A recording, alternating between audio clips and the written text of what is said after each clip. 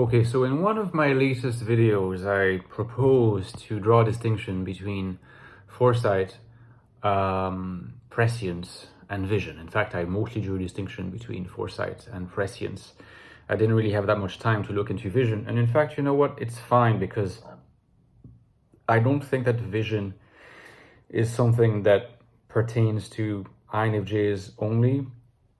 I do think that INFJs and INTJs tend to be fixated on an idea, and they are worldview people. So to the extent that you consider that a worldview kind of person who has a number of fixated notions that they're headed towards, or at least they thrive, they do, if that means having a vision, it's one possible way of having a vision, then that applies. But foresight and prescience are, I think, more cardinal in the sense to the quintessential INFJ experience and INTJ experience. Foresight being obviously the capacity or the ability to say what will happen. And I explored that in my recent video on foresight. And prescience being the conviction that you know things without being able to explain. Okay, which they are slightly, one is a scale, one is an experiential mode of relating to the world. So they're distinct things, and it's important to kind of segregate them, keep them apart conceptually, even while we of course acknowledge that there is a connection between the two, and there is a functional connection, namely NI and NI's relationship to the primordial images, the archetypes of Jungian theory. Now, what's interesting, and this is something that I mentioned at the end of my last video on the topic, is that there's a way in which these particular concepts, prescience and foresight namely, there's an interesting way in which they play out in relation to the three categories or subtypes of INFJs that I've listed in the Infinite Soul, my new book on the INFJ life in the modern world, to find value, purpose, and meaning in a world that is often hostile to us. You can get it at the links below. And if you haven't reviewed it, a review really helps with the referencing. I'd be so grateful. The predecessor, the Ecstatic Soul, is also still available, of course, looks more at the inside of the INFJ mind, its existential manifestations. The two books, are prequel and sequel, go well together. The first time that prescience was articulated was in the Ecstatic Soul. Of course, it recurs in the Infinite Soul because it's still an important concept. There's also some developments on foresight in the Infinite Soul, less so in the Ecstatic Soul, because at the time I was still working out how these things played out, but it's a bit clearer in my head now. But in the Infinite Soul, there's also this proposed typology of INFJs, distinguishing the adaptive submissive INFJ, the get along with everybody INFJ who represses their NI in the name of getting on, the solipsistic INFJ, or the solipsist, who is kind of the obverse, the complete flip side of the adaptive. They kind of reject the external world. Their sense of self is articulated against rejection of external reality, and they're completely self-contained in their NI. And then the liberated or spiritualized INFJ, which would be the kind of Hegelian synthesis in some sense, where adaptiveness to external reality and loyalty to the pronouncements and language of NI are reconciled. Okay, of course, difficult thing to achieve, but the Infinite Soul argues that it can be achieved. Now, it's funny because I think that if we try to apply the concept of prescience and foresight to these three types, we'll start noticing that they don't relate to these in the same way. The first thing I think that to mention, and it seems obvious to me, is that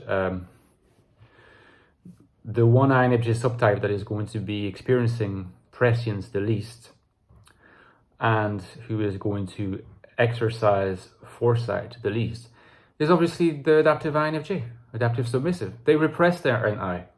If you repress your NI, you're kind of blocking, you're damming up the access to, to the archetypes that are the very source of your ability for foresight and of the experiential mode of being prescient in relation to external reality, because you're repressing the gateway to it. So of course you're not gonna feel these modes. So again, if you would describe yourself as an adaptive INFJ, adaptive submissive, and these concepts resonate with you only a little bit, it might not be so surprising. if you find a way back to the embrace of your NI, things might change. Okay. It gets even more interesting when we compare the liberated INFJ or the spiritualized INFJ and the solipsist. I think the solipsist is the one that is going to experience prescience the most, but I think that the one whose skill of foresight will be best is of course going to be the spiritualized or liberated INFJ. And the reason being this, if you're completely steeped in NI and you hardly ever leave that world, self-contained, it's solipsistic, it's your comfort zone, you reject the rest, you reject even your other functions to a degree. Well, I mean, since the experience of prescience is completely tied with, the contemplation of, the inner psyche and the archetypes, namely, well, of course, that's going to be accompanied constantly with a sense of prescience, the sense of knowledge of things that you can't explain, but it's conviction in your bones that you have knowledge you can't explain.